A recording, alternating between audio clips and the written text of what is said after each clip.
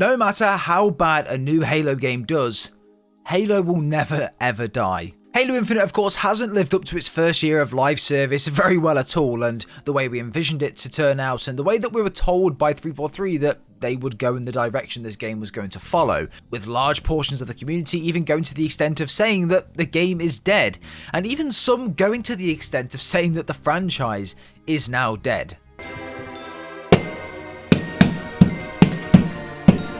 That's some bullshit. Like, it's just not the case. Look, Halo's had a rough year, and arguably it's had a rough decade for some. Like, really, really rough. But that doesn't mean for a second that Halo is never going to return to its glory days. That's the franchise, and that's also Halo Infinite. There's been a huge reshuffle within 343's management, and generally within the studio as well, and there's loads of new talk about new projects being going on in the background which isn't Halo Infinite related, and it could be Tatanka, it could be campaign DLC, it could be a whole new Halo game. There's a lot going on in 343 right now. I think next year is going to be a huge year for Halo, and I think that Microsoft have now realised and turn their head to the fact that this game has not done very well in the past two iterations of the last two games, I would say personally, and that they are now going to go all hands on deck. That's why they've done the reshuffle of the 343 management and other people within 343, and they're changing the direction of where Halo needs to go. So I'm hoping that this is finally the year or the moment that we've all been waiting for a long time now. But I thought it would be good to just put this video out there, discuss this a little bit more, because one, the winter update is just around the corner. I'm looking forward to jumping in and giving that a go as well, although it does launch around the same time as God of War, so a little bit of rough timing there from 343, but nevertheless I'm looking forward to it. Number two, going into the second year of live service, things are going to get better, and I'm almost certain of that, especially if 343 reach that seasonality they're striving for in March. I really do think this game could turn itself around next year. Maybe not to the extent that some people would want it to, but I do definitely think it's going to bring players back, and we'll have a healthy player base on the game. And three, I just miss making Halo videos, man. It's been around 2 weeks or so since I made a Halo video on the channel, and I've missed it. I know that I need to branch out and do other things, but Halo is one of my favorite franchises in existence, and I love to just talk to you guys about it. The community we've built since last year has just been amazing, and the conversations that we can have in the comments about Halo and the Discord server that we've got, by the way, links below if you want to join that.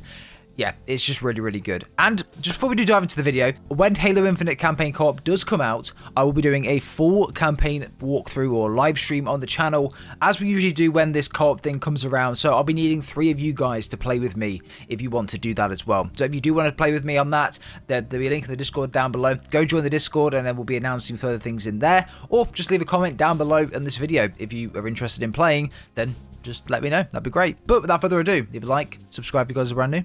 Let's dive in. There are certain companies out there in general, brands, products on the market right now that just have that aura around them that makes you associate that product to a memory, nostalgia, or just remembering better and easier times when you were younger.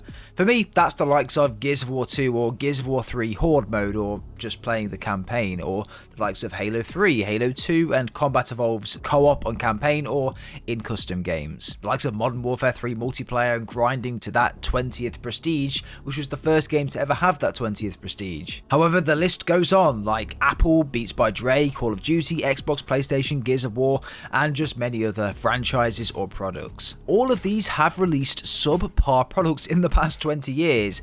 All of these companies and franchises and things like that. Apple being the bending iPhone 6 for those that remember that. Call of Duty, do I really need to go into which ones these were? Xbox was the original Xbox One. It was just not very good at all and just severely ruined its chances in that console generation. Gears of War, arguably all of them released after the original trilogy. What do all of these have in common? Legacy and brand recognition. When I think of Halo, and probably when you guys think of Halo as well, I think of the Chief, I think of Cortana, I think of Xbox, custom games, Forge, and the fun you would have with your friends back in the day. When I think of Gears of War, I think of the likes of Marcus Phoenix, Dom, Cole, Baird, the Carmine Brothers, the Horde mode, and the Versus mode back in the day as well. With Apple, it's the iPhone, the Mac, the iPad. With the Beats, it's the music and the earphones and all of the athletes wearing them as well. Look, you already get the picture right now. But why am I spouting all of this into a video that's meant to be about Halo? All of these companies and products have all at some point delivered very subpar products in whatever form that is. But that doesn't mean that it will never recover. For example, Call of Duty Vanguard is a very good example of this. A really poor and low effort Call of Duty in my opinion, with a very lackluster campaign, and the zombies was just a joke, to be quite honest. But because of brand recognition, it sold around 30 million copies. However, judging off the performance of that game, you would expect going into the next game, which is Modern Warfare 2, to sell terribly, or to start off sales terribly because of that awful previous game. But no, that just didn't happen at all. And why would it happen? Because Call of Duty has that name, that recognizable brand where people always want to look forward to the next Call of Duty because it will be different to the last one. Modern Warfare 2 smashed Modern Warfare 3's record in 2011 by selling around $800 million worth of copies in the first 3 days of its launch. Some game and franchises sell off hype, trailers, and the name. Halo works very similar to this, but also in a little bit of a different way. Halo's been around since the beginning of Xbox. This is Xbox's poster boy. This franchise is astronomical for anyone who's ever owned an Xbox. And to think that this is only an Xbox exclusive as well, and PC now, is mind-blowing the fan base that this has accrued over that time period. Imagine how much bigger this franchise would have been if it wasn't an exclusive, you know? Like, Halo could have literally been the biggest franchise out there. And same with Gears of War. It's an Xbox exclusive too, so it just shows how big these games and franchises and communities really are.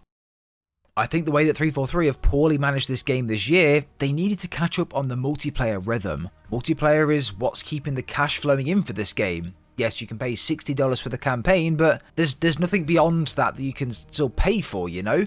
And with multiplayer being free, Forge being free, custom games, albeit it's broken, but it's free, multiplayer is the only thing to keep a constant cash flow in. And that is why Microsoft and 343 have pushed all resource onto multiplayer to fix it, to get up to a standard where they can continuously make money and just keep that cash flowing in to fund other projects and just to keep the studio going. Look, I want campaign DLC as much as the next person, and I'm sure you guys do as well. I think that if Halo Infinite had campaign DLC, it would just blow up. It would go right back to the way it was last year when it first launched, and you would have so many people smashing out this campaign, watching YouTube videos on explaining different things, and the content is just so much fun when there's a story to talk about and to dissect and to go into. That's what I miss personally, and I miss just playing the campaign as well, which is why every time a co-op flight or co-op campaign or whatever it is comes out, I always like to dive back in and completely replay this campaign, because it is one of my favourites in the franchise. But before they can please us lore nerds, they need to make the businessmen happy.